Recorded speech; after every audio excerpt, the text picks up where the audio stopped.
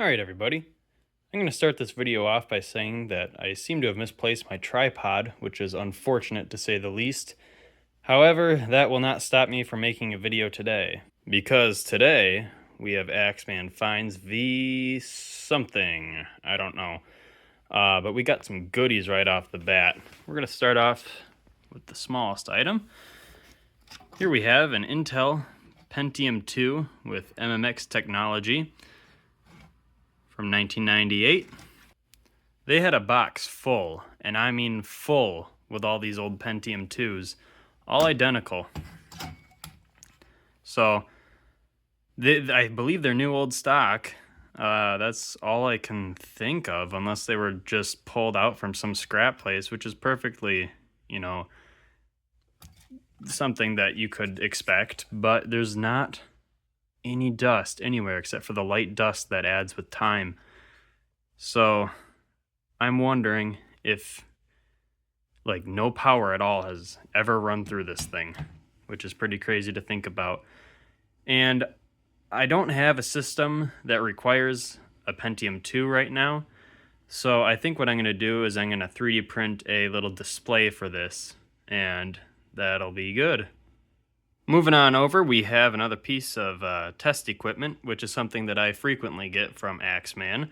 This is a Heathkit bar generator, and no, it does not generate a bar in your backyard. What this device does is it generates bars on a TV screen, hence vertical, horizontal, and standby. This knob has to be tightened down. Not exactly sure when this device would be from. I'm gonna guess maybe like the late 50s or early 60s. It looks pretty early. Looks a lot like that old Heathkit back there, which is from 1952. So without further ado, let's break in and see what makes this thing run. Unfortunately, it's only being held in with one screw, which is never a good sign. My screwdriver keeps falling off. Alright, here we go.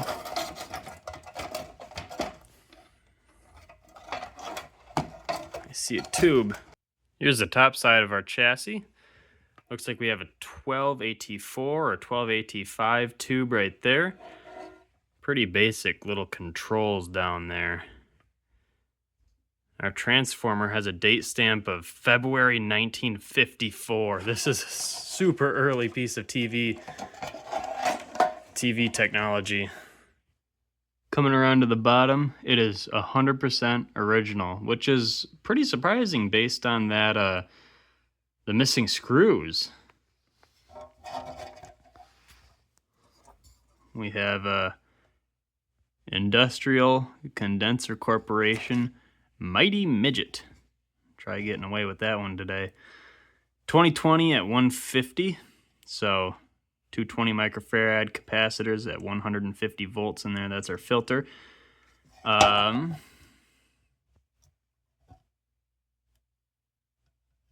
In Chicago.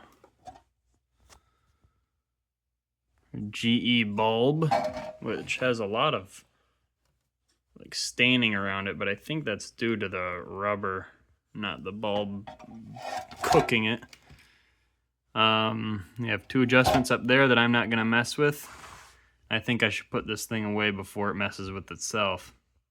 Alright, I've got it set up on top of the trusty 1981 Panasonic Color TV, which I also got from Axeman. I'm using this TV because it's old enough to still have twin lead connectors on the back, as was the style at the time. And I'm going to have the bar generator on both the Variac and the watt meter so I can monitor how many watts it's drawing. I don't know how many watts it's supposed to take, but I just figured it'd be good to know how much it's drawing. Because I'm running this on all original capacitors. And I know that was a dry electrolytic, but it still was physically leaking out of the top, so probably not ideal. I'm going to guess this thing's going to be running at either channel 3 or 4. I don't have to worry about UHF because that wasn't a thing in 1954, so yeah, we're going to have to dial around a little bit to see what channel they were using. So here we go. Alright, we're waking up here.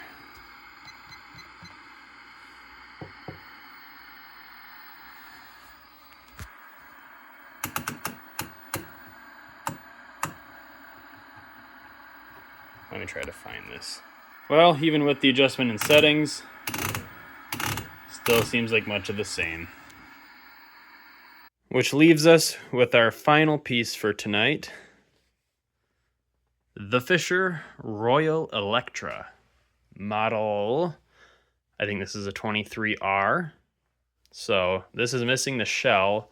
I think these came in bigger cabinet style units. And this one has a lot of hours on it. It looks way more burned in person. The camera's correcting it. And our complaint here: shaft on tuning capacitor needs lube. And that couldn't be more true. It seems like the dial cord would be bad, but the dial cord is moving. And when you go to manually try to move this, it doesn't move one bit. So that's a problem. However, other than that, it seems functional, apparently. I have not powered this up or anything, so I wouldn't know firsthand. One thing that's kind of interesting is that because the tuning thing is frozen, you can see what station they would have had it set to, which is 94.5.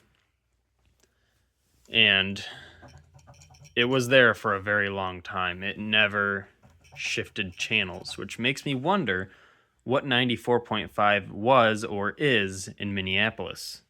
So here's 94.5, KS95. You can see it started broadcasting in the late 1960s, which would seem about right for that tuner. And I almost wonder if it was some sort of monitor. And looking at our IF cans, you can see that they are dated early 1968. Right there, 10th week of 68, 10th week of 68, 16th week of 1968. So, this unit was probably built, if those IF cans are from like early 68, I'm guessing this unit was probably built around maybe July 1968. It was probably bought a few months after that. And that would match right up when that station would have started airing. So I almost wonder if this was a station monitor back in the day. And I guess not back in the day too, because of all the use and wear. I don't mean, wear from this being turned. I mean wear from it being on. Just on all the time. And there is some wear there, but that would make sense for a studio monitor. I don't know what the deal is with these rubber bands here. They don't seem to be holding anything up, but they might have been holding the power cord on or something. I don't know. And it looks like our little tuning condenser section is being held on with this little U-clip right here. So I'm going to try to pop that and pop the lid on this and see what it's like. Our clip popped right off and landed right there on my other hand. And this lid popped up too. Wow, actually looks pretty darn clean in there. But that doesn't mean that it's working right. And those gears look almost unused, which just further proves my point that, this was something where it wasn't in a normal environment. And another theory that I have for this is that it was used in a store as like the background music thing, and they just had it tuned to that station all the time. Which would make sense if every day they had to turn it on, turn it off, turn it on, and turn it off. Day in and day out kind of thing. Okay, here goes nothing.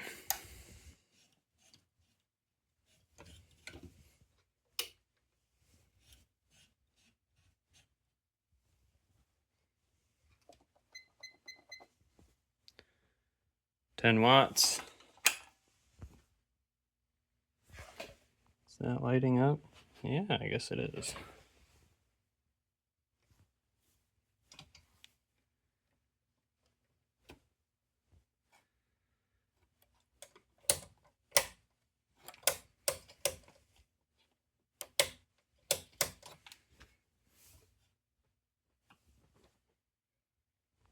Okay, so we're plugged in here.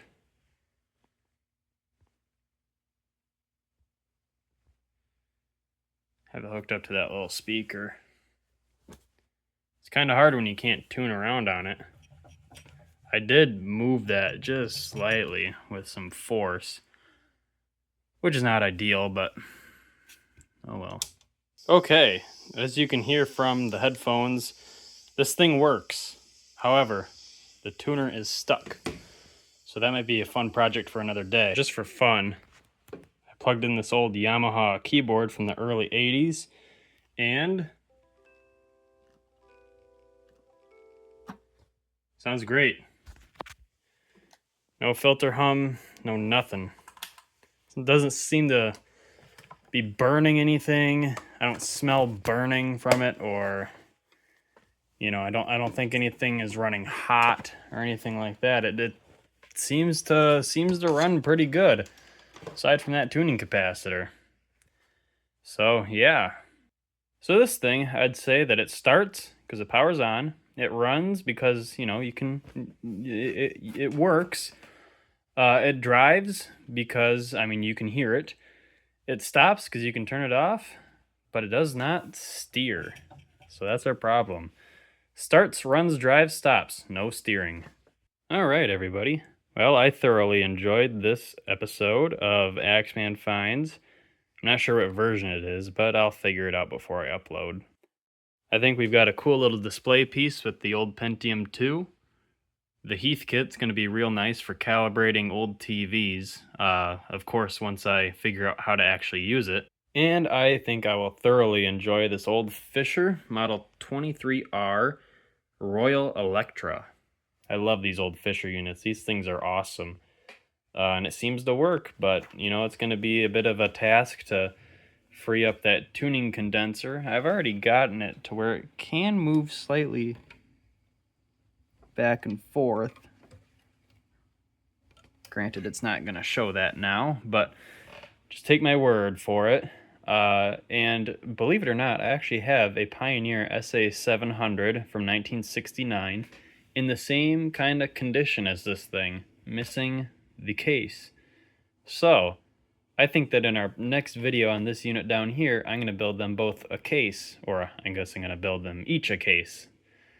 And then I can have, you know, a little stereo system with those two. I know that this does have an amp inside of it, but I think it'll look cool together, especially since they're both from the same era, you know, 1968, 1969. But anyways, until next time, thank you for watching.